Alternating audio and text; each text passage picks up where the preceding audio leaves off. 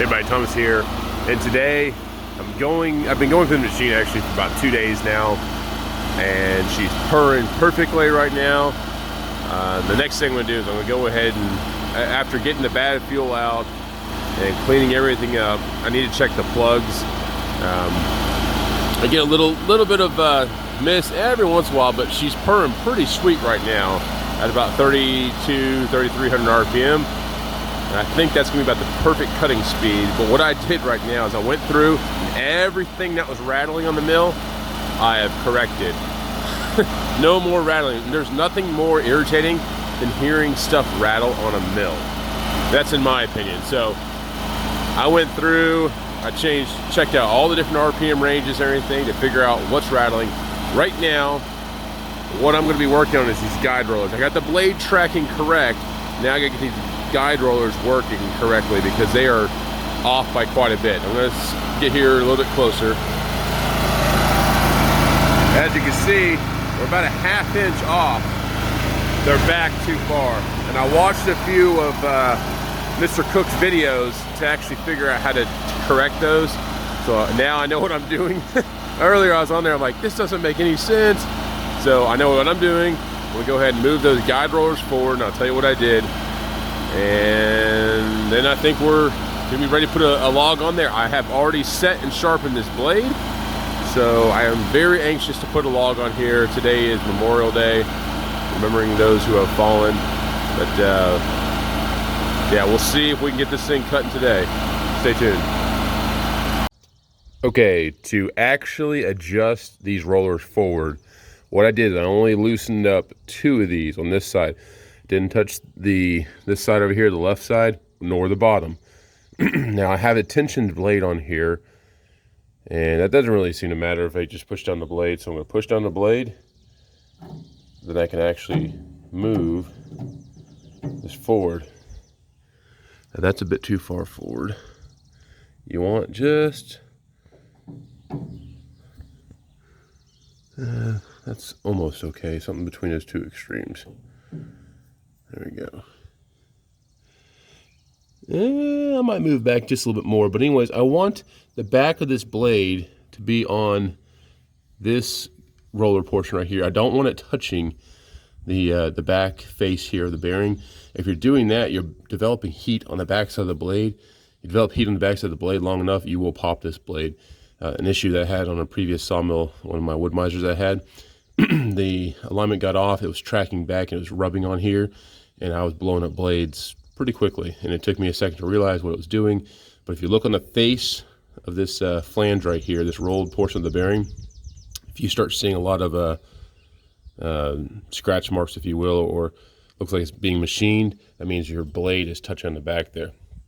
Not a good thing to happen, and it can cause your blade again to develop heat on the back side and premature blow ups.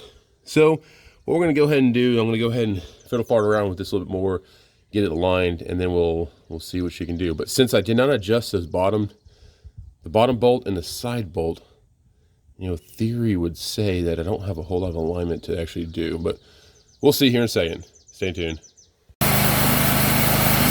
Just got the blade tracking sounding good, engine's running smooth. About 3,000 RPM, that seems about right. We'll go from there. Well folks, the first cant has been cut. There's a few little tweaks I still have to do. I'm very happy with the way this is cutting. Now the blade that I actually had here was a used blade that literally had no set in there. I could not determine the set in it. So I set and sharpened it yesterday, and it had hit some nails and stuff like that. So I do have a little bit of the set out. You can see there's probably 1 tooth or so like that. That's probably not right. So other than that though, it does cut, and it cuts very clean and true. I had no deviation in the cut, so I'm very happy with that. What I'm having an issue with right now, after I realigned, got the blade tracking well and everything, I've got this bearing running great. This one right here, as you can see all the buildup on there, I've got to bring her down a little bit more to be in unison with the other one. But this blade it's nice and sharp, and I'm still trying to figure out the correct flow The gentleman who had this beforehand was actually putting water in here. I've cleaned out the tank. However, I'm still getting some debris that's clogging up my little needle valve there, so it's just being kind of a pain in the butt. I'm cleaning that out right now. Once I get that cleaned out, I'm going to go ahead and do some videos of actually showing this mill in action.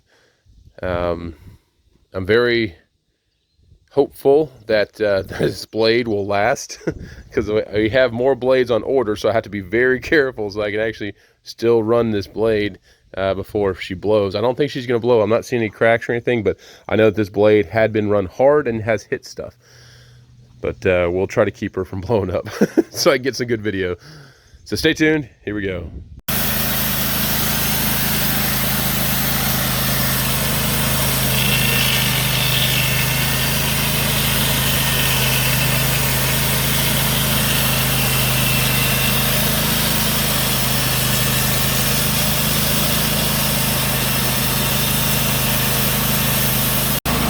All right, folks, so I'm out here with my dad. We've cut up 3. This will be the 3rd log so far. It's cutting well. Still have a lot to learn about this machine. I'm still working on adjusting that guide roller right there. It's a little bit off, but I'll figure it out. But overall, happy the way the machine is performing. Getting a little bit used to the electric motor for going forward, but it's something we are learning. So stay tuned, and I'll have more videos about this in upcoming months. Okay, folks, this is going to be the conclusion of this video. We still have a lot more learning to do on this mill, but we've learned quite a bit thus far. I do like the log dog method here. Now, this is pretty fancy. It is essentially a cam gear that's in here, but you get the log up against, or you get the post up against it, and you press this down, and a little cam right here pushes this and digs into the wood. That's a very secure method. I do like that. It's better than like a screw-in method. Now, you don't have a whole lot of play. If you do have knots and stuff like that, this can be kind of a pain because it's hard to work with. But for doing squared up cants and smooth logs, it actually works very, very well. Now, on this side, you have the drive chain only on one side. And this mill is a Cooks MP32. The 32 stands for 32-inch diameter log is what this mill can handle. That does not mean it can cut a 32-inch wide cut. In fact, what it can cut is only 25 inches wide. When you roll this guide roller out here all the way out and there, you've got 25 inches to work with in between here. So that's your max width of cut. Your throat is, again, between here to here. And I don't have a tape right now, but it looks to be, I don't know, 14, 16 inches, somewhere in that range. It's actually pretty large. And your pulley gear over there is out of the way too, so that's a pretty good sized throat area. The reason that this chain is only on one side is also because it's not a really wide cutting sawmill. If the sawmill was cutting wider, then you might have to look into having a drive chain on both sides. Because the saw blade enters into the log on this side right here, you want it on your drive side. If it was entering in the other direction, if it was I guess you'd call it a left-hand cutting saw, then you would not want your drive side on this side because it's going to cause the mill to shimmy all the way through. Surprisingly, though, I was actually wondering, how is this mill going to perform based on how rigid the frame is for the head and everything. The head is extremely rigid. It is a 4-post design, and there's a lot of steel on here. Because that head is so rigid, it does not allow for the mill to shimmy as you're going through. It actually cuts nice and smooth and stays very true. I'm very impressed at how well the saw head and the frame are built. They are very heavy duty. One of the issues we're still having, and this is just a me thing, and I'm running out of time because we got to head back to Mississippi. I've got this guide roller perfect, and I've got that one perfect-ish. The reason I say ish is they're level and everything. The blade distance is perfect.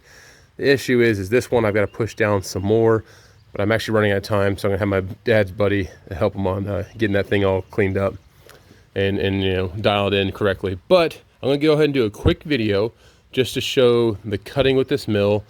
I'm going to be cutting 10 inches wide, a 2x10 is what we're gonna be cutting. Now this blade is still sharp. This is an old blade that I sharpened and set, and it should cut through it with no problem because it's been cutting great all day.